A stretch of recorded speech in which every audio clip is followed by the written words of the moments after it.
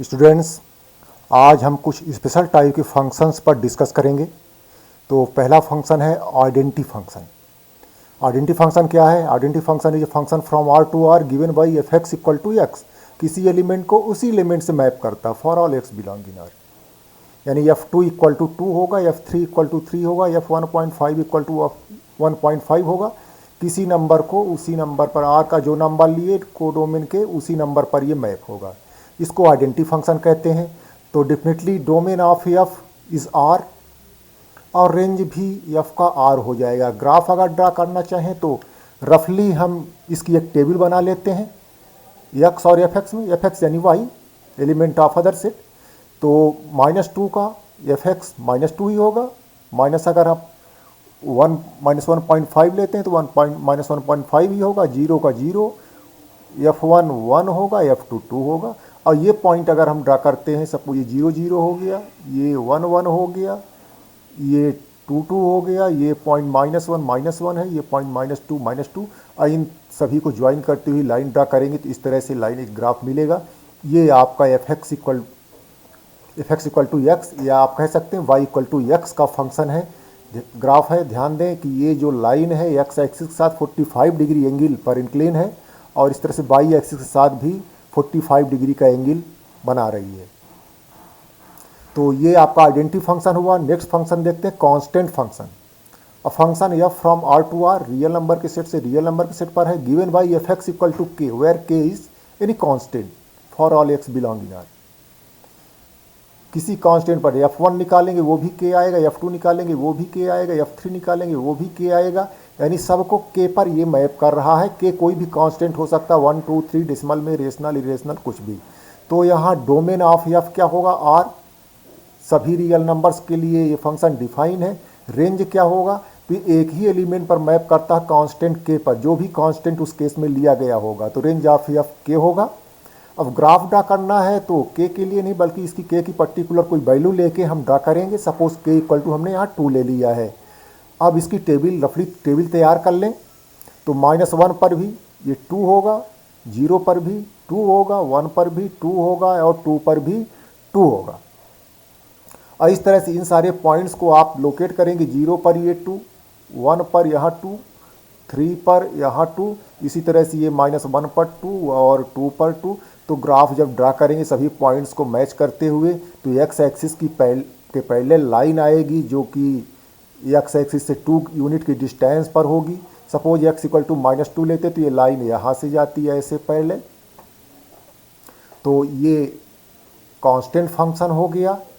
अब नेक्स्ट आता है polynomial function F from R to R given by F X की वैल्यू कोई पोलिनोमियल हो, लीनियर, क्वाड्रेटिक, क्यूबिक पोलिनोमियल के बारे में आपने पढ़ा है। हमने यहाँ एक जनरल पोलिनोमियल लिख लिया a0 + a1 x to the power 1 + a2 x to the power 2 + and so on + an x to the power n। अब इसका ग्राफ ड्रा करने के लिए देखिए पर्टिकुलर केस में ही इसका ग्राफ ड्रा होगा। तो मैं क्वाड्रेटिक पोलिनोमियल ले लेता हूँ। क्वाड्रेटिक पोलिनोमियल फंक्शन या इसी को स्क्वायर फंक्शन कहते हैं। F from R to R given by F x equal to X square. ये स्क्वायर फंक्शन है। क्वाड्रेटिक पोलिनोमियल और हो सकते हैं, x² + 2 हो सकता है, x² + 3x + 5, ये सब क्वाड्रेटिक पोलिनोमियल है। मैं F x equal to X square का ग्राफ ड्रा कर रहा हूँ। तो यहाँ देखिए डोमेन तो आर हो जाएगा। किसी के लिए x² अनडिफाइंड नहीं है। रेंज ऑफ एफ निकालने के लिए तो रेंज ऑफ एफ क्या होगा? Non negative real number.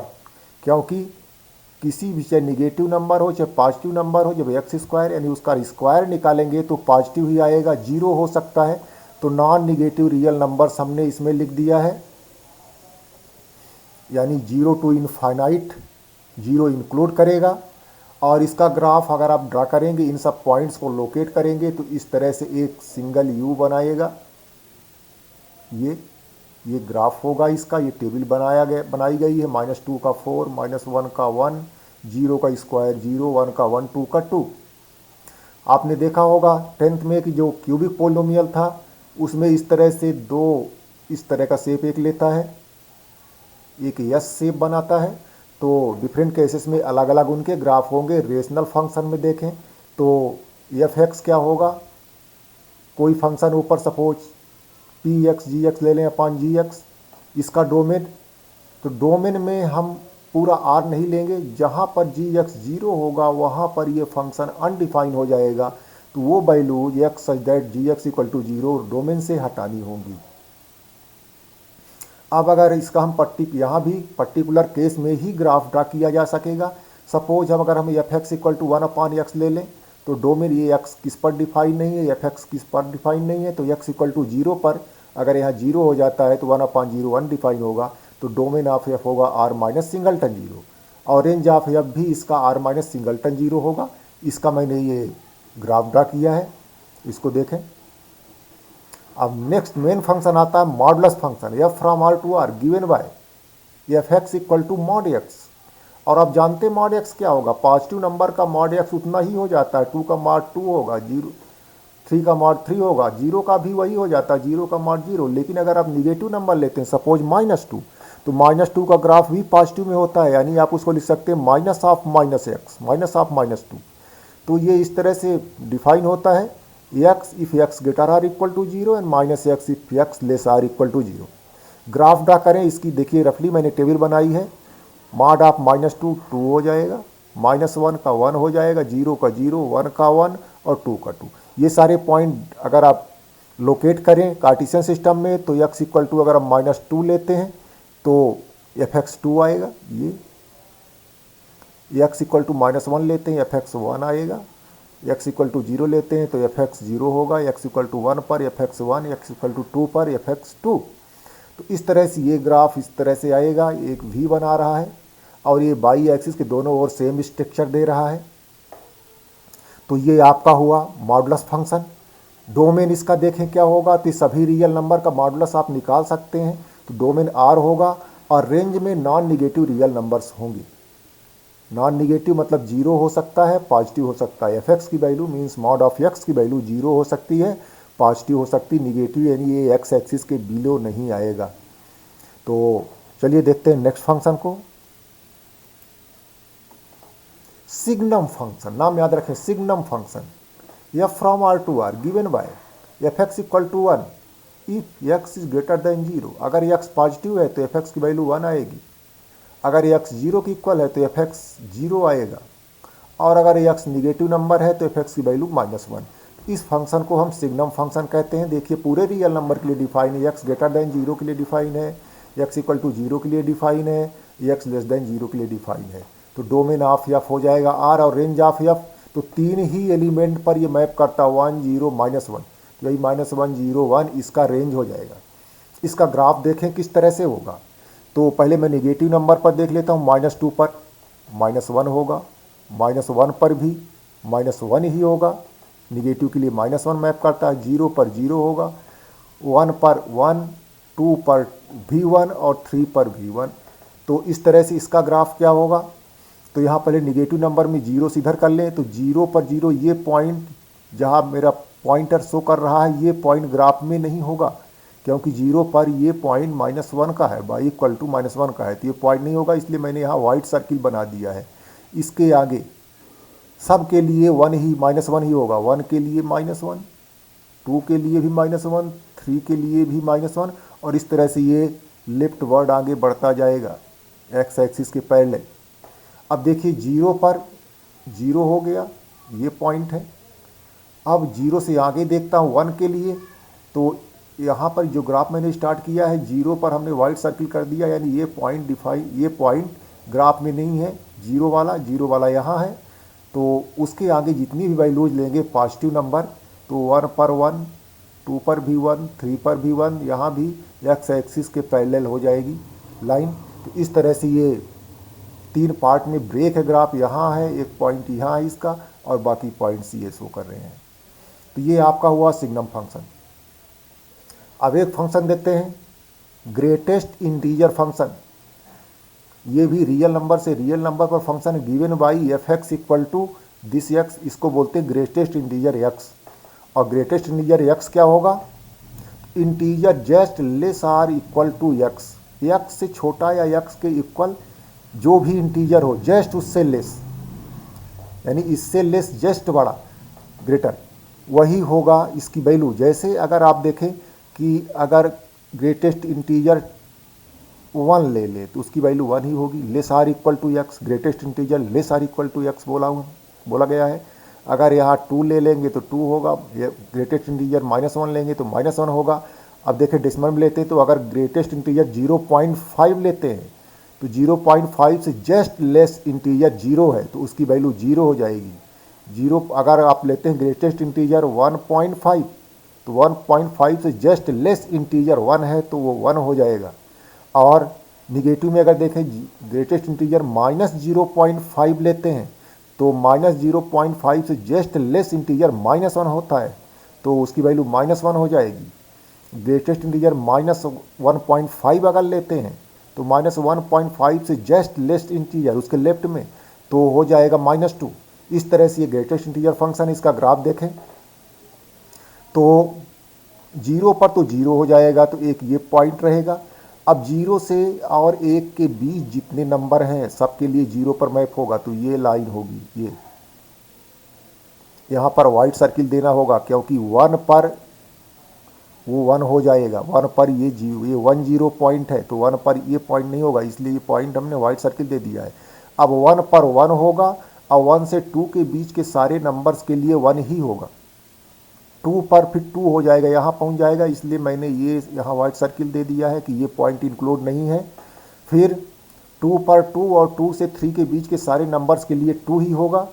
3 पर जब पहुँचेंगे तो 3 पर ये 2 नहीं होगा, ये 2 पॉइंट है, वो फिर यहाँ से शुरू हो जाएगा इस तरह से। इसी तरह से लेफ्ट में आए तो अगर 0 से -1 के बीच में है तो ये लाइन होगी तो उसकी वैल्यू -1 होगी। और अगर -1 से -2 के बीच में x है तो यहाँ वाइट सर्किल दिया गया है, अगर ना दिख रहा हो ध्यान रखें, ये वाइट सर्किल है छोटा सा, तो उसकी वैल्यू -2 होगी। और अगर -2 से -3 के बीच में है तो उसकी वैल्यू -3 होगी। और यहाँ ये वाइट सर्किल है नहीं, ये पॉइंट इंक्लूड नहीं है।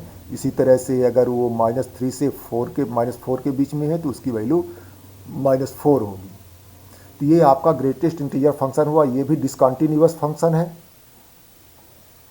अब दो फंक्शंस और देखते हैं, एक्सपोनेंशियल फंक्शंस और लॉगरिथमिक फंक्शन। एक्सपोनेंशियल फंक्शन भी r से r एक फंक्शन है given by f(x) = a to the power x, जहाँ a क्या चाहिए, a ग्रेटर देन 0 चाहिए एंड नॉट इक्वल टू 1, तो उसको एक्सपोनेंशियल फंक्शन कहते हैं। जैसे ये देखें, अब यहाँ अलग अलग केसेस में ग्राफ ड्रा होंगे। अगर a जो है ग्रेटर देन 1 हो, इसका ग्राफ इस तरह से होगा, यानी x की वैल्यू बढ़ने पर f(x) a to power x बढ़ता जाएगा, ये आगे गया। ये जो पॉइंट जहाँ इंटरसेक्ट कर रहा वो 0 1 पॉइंट है, यानी x = 0 पर f(x) की वैल्यू 1 हो जाएगी। और अगर a 0 और 1 के बीच में है तो इसका ग्राफ थोड़ा सा रिवर्स होगा इस तरह से। ध्यान रखें, ये x एक्सिस में टच दिख रहा है, ये x एक्सिस में टच नहीं है ग्राफ, ये x एक्सिस के करीब पहुंचता जाएगा। यहाँ पर जैसे ही x की वैल्यू बढ़ रही है f(x) की वैल्यू घट रही है, और यहाँ जैसे ही x की वैल्यू बढ़ रही है f(x) की वैल्यू घट रही है। यहाँ भी x एक्सिस को ग्राफ टच नहीं कर रहा है, उसके करीब पहुँच रहा है, तो इसका डोमेन r हो जाएगा।